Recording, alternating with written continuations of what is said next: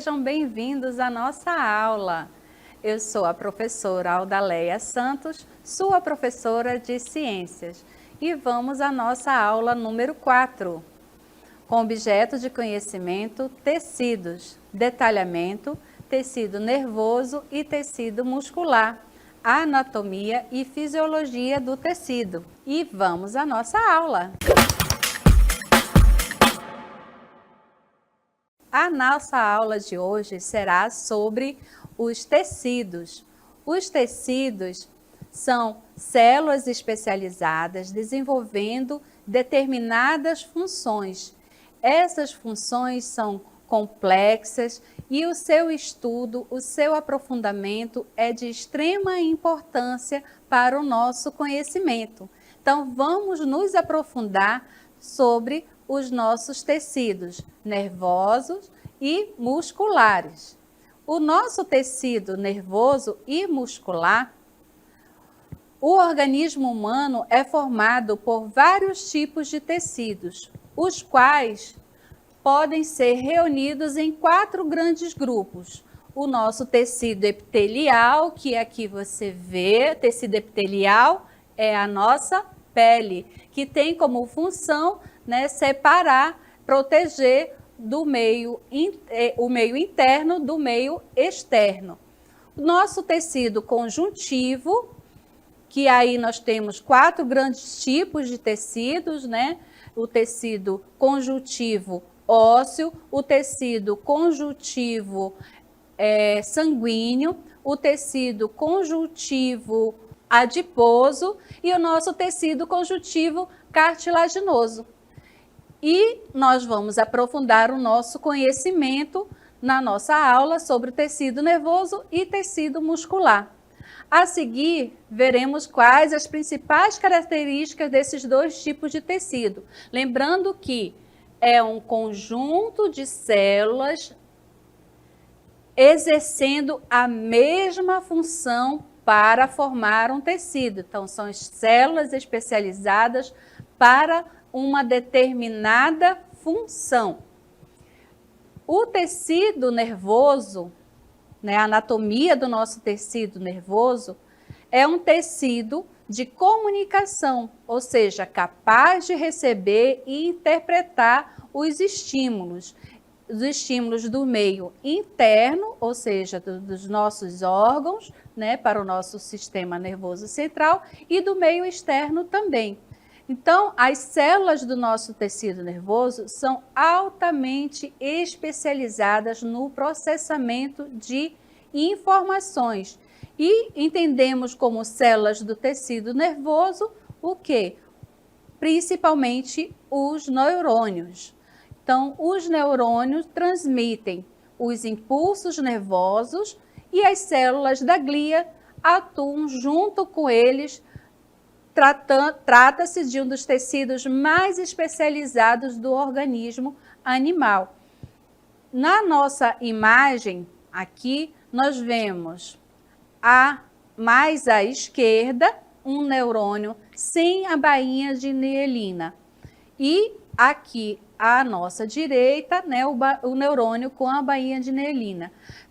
Sem a bainha, nós teríamos um impulso nervoso que vem do corpo celular e se propaga pelo axônio, se propaga pelo neurônio. Sem a bainha de mielina, o que acontece? Esse impulso elétrico que ocorre, ele não consegue se propagar.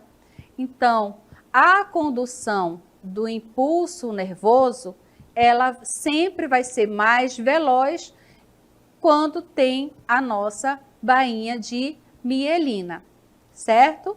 Então, as células do tecido nervoso divide-se em neurônios, principalmente nos neurônios, os quais são responsáveis pelas funções receptivas, ou seja, os sinais que ocorrem do meio interno e do meio externo, transmitindo para o nosso sistema nervoso central. E as células da glia, ou neuróglia, que são o quê? São são células responsáveis pela sustentação e pela proteção dos neurônios. Então, as células da glia, na verdade, elas são mais numerosas do que os neurônios, porque elas têm esse papel de ser responsável, né, pela sustentação e pela proteção dos neurônios. E os neurônios são as células responsáveis pela recepção e transmissão dos estímulos do meio, como dito, interno e externo, possibilitando ao organismo a execução de respostas adequadas para a manutenção da homeostase. A homeostase é o quê? A capacidade que o nosso organismo tem de se manter em equilíbrio do meio externo. E essa capacidade é uma resposta de reações químicas que ocorrem dentro do nosso corpo, reguladas pelo nosso sistema nervoso, ou seja, aí vem a atuação das células nervosas e o nosso sistema endócrino. Essas células não têm a capacidade de se regenerar, ou seja, os nossos neurônios não têm essa capacidade de regeneração. É a célula básica do sistema nervoso e é responsável por garantir a transmissão do impulso nervoso. Suas partes básicas são dendritos, partes básicas do neurônio, dendritos, axônio e o corpo celular. Observe as partes do neurônio. Então, nós temos aqui, dentro das partes do neurônio, o corpo celular, lá na extremidade, onde nós observamos o núcleo. Nós vamos ter o axônio e os dendritos que ali estão. Vamos olhar de forma mais detalhada os neurônios a seguir. Então, nós temos como partes básicas do neurônio o quê? Dendritos, o axônio e o corpo celular, que estão aonde? Aqui, este é o corpo celular, onde nós observamos o núcleo, e aqui dentro nós vamos ter o quê? As organelas, e isso aqui, os dendritos, é o quê? O prolongamento do citoplasma do corpo celular. Esses prolongamentos recebem o nome de dendritos porque eles lembram o quê? Eles não lembram uma árvore com seus ramos, com seus galhos? Então, dendritos significa, vem de dentro, que significa ramos, ramificação. Então, o impulso que ocorre passando pelo corpo celular, ele vai ter o sentido para as terminações do axônio, ele vai percorrer por onde? Pelas células de Schwann, certo? Que forma aqui a nossa bainha de mielina. E os nódulos de Ranvier, que vão ser os espaçamentos entre as células de Schwann, que faz com que o sentido que ocorre do impulso nervoso ocorra de forma rápida e contínua até as terminações do axônio. Aqui nós vimos essas extremidades, que é essas terminações, que é onde vai ocorrer o quê? O sinal sináptico, passando de do seu núcleo para o outro, de um neurônio para o outro, certo? Então, os neurônios podem ser divididos e classificados quanto a sua forma e a sua função. Vamos observar quanto à sua forma. Nós temos neurônios do tipo multipolares, ou seja, vários dendritos e um axônio. Esses tipos de neurônios multipolares é a grande maioria dos nossos neurônios encontrados. O próximo nós temos os bipolares. Os bipolares possuem um dendrito e um axônio. Então, nós vemos aqui a parte do corpo celular, né, o núcleo dele, e aí vem do dendrito para o axônio. Aonde nós encontramos esses tipos de neurônios, professora? Nas nossas células do nariz, nas células olfativas, nas nossas células da retina, né? E nas nossas células cocleares e vestibulares. Professora, onde fica isso? No seu ouvido. Então, sentido, ó, nariz, certo? Nas células olfativas, cocleares e nas outras células também. Então, passando para as pseudo-unicelulares. As pseudo-unicelulares apresentam ao corpo celular um prolongamento único, mas esse se divide em dois, dirigindo-se um ramo para a periferia e para o sistema nervoso central. Esses neurônios pseudo-unicelulares, eles vão estar mais aonde? Na formação dos gânglios nervosos. O que são os gânglios nervosos, professora? São aglomerados de células nervosas que vão fazer a conexão de tecidos, de outros neurônios que oriundos do tecido para o nosso sistema nervoso central.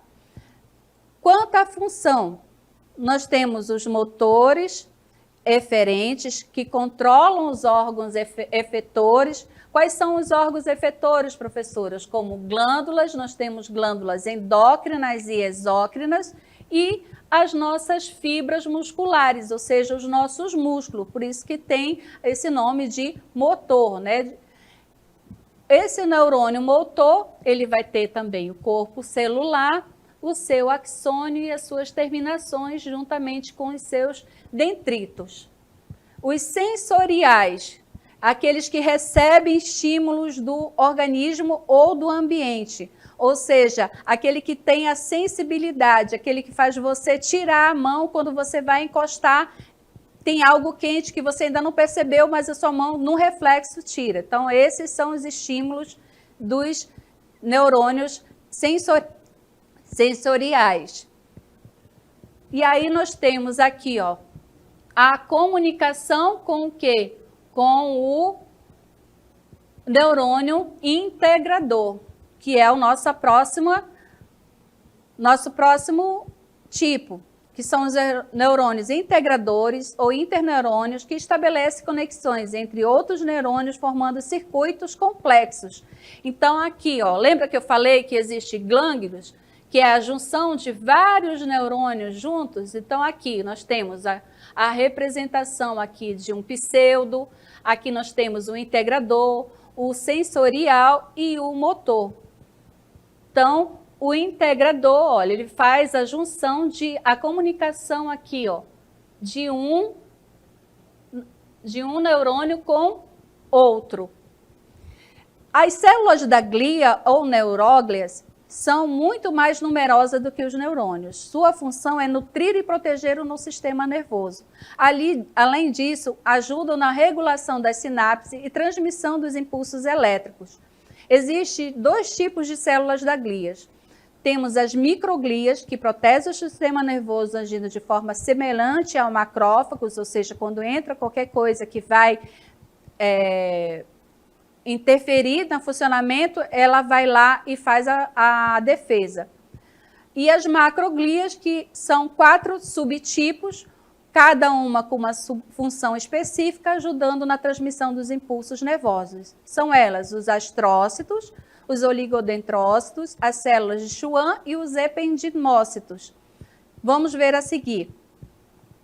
Os astrócitos, eles têm esse nome pela sua formação, ó, não parece uma estrela que fornecem sustentação e nutrição aos neurônios. Os oligodendrócitos e as células de Schwann formam a baía de mielina no sistema nervoso. Então, você observa que essa baía de mielina, um pontinho vermelho aqui, significa o que é um núcleo. Então, é uma célula enrolada formando a baía de mielina. E os oligodendrócitos também têm a mesma função de fazer essa bainha, só que de forma diferente. São responsáveis por formar a bainha de mielina nos neurônios do sistema nervoso central. As células ependimais, essas daqui, elas revestem as cavidades encefálicas e o canal central da medula espinal. Onde fica a medula espinal, professora? Na sua coluna. E as microglias que atuam nos processos de inflamação e reparação do sistema nervoso. O tecido nervoso constitui, dentro das suas características, os órgãos que podem ser classificados em dois tipos. O sistema nervoso central, que é formado pelo cérebro e a medula espinhal ou espinal, e no sistema nervoso central que toda análise de informações ocorre. O nosso sistema nervoso periférico, que consiste dos neurônios, a parte dos neurônios encontrados no nosso sistema nervoso central, inclui os nossos neurônios sensoriais e neurônios motores. Os neurônios sensoriais trazem o sinal para o sistema nervoso central e os neurônios motores levam os sinais do sistema nervoso central. Então, vamos ver como é que é isso, essa distribuição. Então, quando você lê aqui, ó, encéfalo, esse é o nosso sistema nervoso central, que se divide em encéfalo e medula espinhal ou espinal. Isso é o nosso sistema nervoso central. Dentro do encéfalo, o que nós temos? A sua caixa, a sua cabeça vai estar lá dentro, o seu cérebro, o seu cerebelo e a sua medula, que descendo para a sua medula espinal. Esse é o seu sistema nervoso central. E o sistema nervoso periférico é o quê? As ramificações dos nervos, dos neurônios que descem para o seu corpo. Tudo isso aqui são prolongamentos do seu axônio. Ele vem daqui da sua coluna e desce para ramificar para as extremidades do corpo, mantendo a comunicação com a medula espinal que leva para o nosso encéfalo. Então, os impulsos nervosos é um fenômeno complexo que envolve a alteração no potencial elétrico da membrana da célula nervosa, ou seja, na corrente elétrica que passa na membrana dos neurônios e se propaga ao longo das células. São esses impulsos que garantem que um sinal seja percebido e que uma resposta seja transmitida. Observamos que o impulso nervoso passa pela membrana dos neurônios e se propaga ao longo das células. Esse é o sinal da sinapse. Então, a sinapse é uma região de proximidade entre um neurônio e outra célula por onde é transmitido o impulso nervoso. Então, a sinapse, ela vai ocorrer entre a comunicação de um neurônio com o outro, onde o sinal elétrico, que é um sinal, na verdade, químico, oriundo do corpo celular, que passa de uma extremidade para a outra. Então, a sinapse entre as terminações de um axônio e o corpo celular de um neurônio. Observando de forma mais detalhada, nós vamos ver que a sinapse é um sinal químico que vai ocorrer propagando-se do núcleo, mantendo pelo axônio e na comunicação entre uma célula e outra. Duas células do neurônio, certo? E agora nós vamos para o nosso tecido muscular. O tecido muscular apresenta células com grande capacidade de contração e por isso está relacionado com a nossa movimentação, a nossa alimentação e até mesmo com o batimento cardíaco do nosso coração. Podemos classificar o tecido muscular em 3 tipos principais. Tecido muscular estriado esquelético, que não é capaz de se contrair involuntariamente. e é encontrado ligado aos ossos. Esse tecido é o responsável pela nossa locomoção. Observem aqui, ó, que ele recebe o nome de estriado porque você percebe nitidamente as estrias que ocorrem dentro dessas células do tecido. E o tecido muscular estriado cardíaco apresenta a capacidade de se contrair involuntariamente e é encontrado exclusivamente aonde, professora? No coração. Ele atua na contração desse órgão, permitindo assim o bombeamento do sangue para todo o nosso organismo. O tecido muscular não estriado apresenta a contração involuntária e é encontrado nas nossas vísceras, como intestino, estômago e útero. Então, esse tecido estriado, muscular não estriado, ele também recebe o nome de tecido muscular liso. Então, como vimos, o tecido muscular pode ser classificado em 3 tipos de tecido: tecido muscular esquelético, muscular e muscular estriado cardíaco. Quais são as funções do tecido muscular? O tecido muscular é encontrado em várias partes do nosso corpo, sendo sua contração essencial para a realização de vários processos importantes, como a nossa locomoção, a nossa movimentação, o nosso processo de respiração, por exemplo, ele é todo controlado pelo nosso sistema muscular. Então, os músculos estriados esqueléticos relacionam-se com a movimentação do nosso corpo. E dentre os principais papéis exercidos pelo tecido, nós podemos citar como a movimentação do nosso corpo. Nós temos a capacidade de flexionar o braço, estender, rotacionar. Tudo isso é o quê? A ligação do nosso tecido muscular junto com nossas articulações, junto ao nosso esqueleto. A produção de calor devido à contração muscular, ou seja, o nosso corpo, quando nós estamos nos expondo a uma temperatura, né, que ali o ambiente está frio, o nosso músculo ele se enrijece, ele se contrai.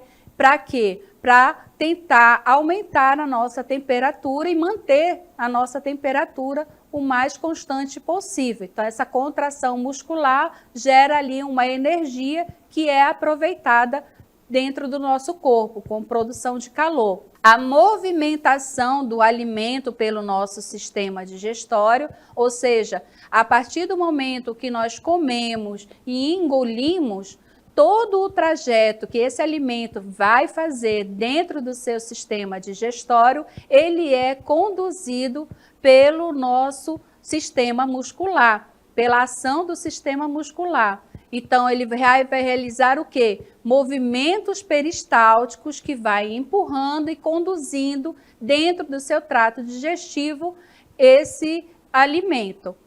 A movimentação do sangue pelos vasos sanguíneos, ou seja, o nosso coração, quando bombeia o sangue para fazer a sua distribuição pelo nosso corpo, ele também faz em contrapartida com a ação dos músculos, para que esse sangue, quando sai do coração, chegue em todas as extremidades, em toda a parte do seu corpo. Ali está tendo o quê? Uma movimentação do seu sistema muscular.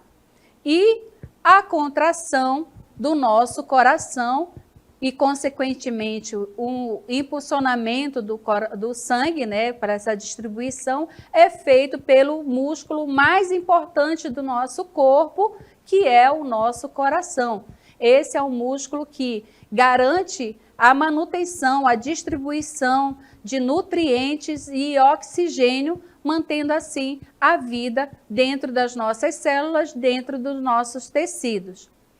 A garantia, né, de aumento de tamanho de órgãos e seu posterior retorno ao tamanho normal, por exemplo, o nosso diafragma, que é um grande músculo que nós temos dentro da cavidade torácica, que quando você respira de forma profunda, ele faz o quê? Ele comprime o seu pulmão para que ele se expanda e absorva mais oxigênio. Então, essa também é uma ação do seu sistema muscular. E vamos observar os 3 tipos de tecido muscular existentes, apesar de falarmos que o tecido muscular apresenta células alongadas e se contrai, é importante destacar que nem todo o tecido muscular é idêntico. E apesar de nós aqui estarmos falando de forma separada de cada tecido muscular cardíaco, tecido muscular estriado esquelético, tecido muscular não estriado, não significa que esse tecido é o único constituinte de cada um dos órgãos, né, que a gente está dando como exemplo. A gente está usando o exemplo para você identificar de forma mais rápida a localização, contudo, esses tecidos eles trabalham de forma sincronizadas dentro do nosso organismo. O único que é exclusivo realmente é o nosso tecido muscular estriado cardíaco, que esse sim só vai ter no nosso coração. Então, observem, como foi dito, aqui nós temos os nossos 3 tipos de tecido muscular. Esse tecido muscular que confere ali a nossa movimentação, faz a movimentação também dos nossos órgãos internos e do nosso coração. Então, o tecido muscular estriado cardíaco, que tem esse tipo de fibras, que é encontrado, esse sim, especificamente só no nosso coração. Tecido muscular estriado esquelético, que nós vamos observá-los dentro dos músculos, fazendo a ligação com as articulações e os ossos, que aí sim permite que nós nos movimentamos. E o tecido muscular não estriado, que também pode ser chamado de tecido muscular liso, que nós encontramos nos nossos órgãos, aqui exemplificado como o tecido do sistema digestório, certo? Então, a nossa aula foi sobre o sistema nervoso. O sistema nervoso, que é composto basicamente por 2 tipos de células, que são os neurônios e as células da glia. O nosso tecido muscular, esse tecido nervoso, ele vai ser responsável por levar e receber estímulos ao nosso sistema nervoso central, que também trabalha de forma sincronizada com o nosso sistema nervoso periférico, que tem as nossas comunicação dos nossos neurônios, que estão distribuídos pelo nosso corpo, dentro das ramificações dos nervos, com a manutenção do sistema nervoso central, com encéfalo e medula espinal. E o sistema muscular, com os 3 tipos principais de músculos que nós temos: o sistema tecido muscular cardíaco, e o tecido muscular estriado esquelético e o tecido muscular não estriado ou liso. Muito obrigada pela sua atenção e até a nossa próxima aula.